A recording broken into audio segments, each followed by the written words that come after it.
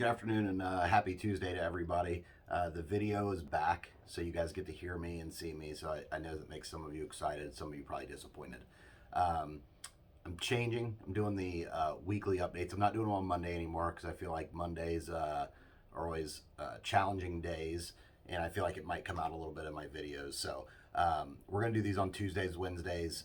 Plus, we're getting a lot of information in on Mondays, and sometimes I was missing it and it was getting delayed by a week. So the updates this week, CHI did have a price increase last week on the high definition fiberglass models. We went ahead and made that change Friday in our systems. It's not a big mover.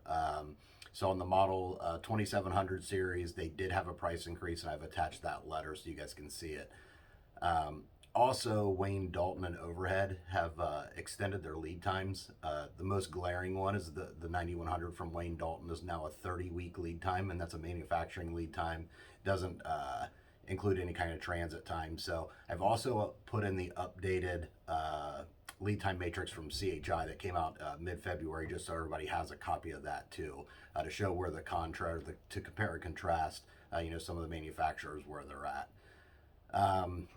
The good news is the spring situation is starting to improve at all of our locations. We're getting roughly 60 to 70% of our loads that are coming from CHI right now are coming with the springs on the shaft. So that's really, really exciting news.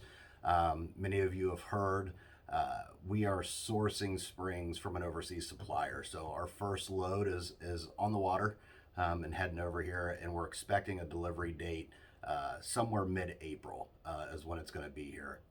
So the good news is I'm expecting on April 11th to eliminate the spring surcharge from the orders. So as long as nothing drastic happens with spring supply between now and then, we'll be getting rid of that spring surcharge. The bad news, everybody knows what fuel costs are doing right now. So fuel is up extremely high, and it's raising super fast.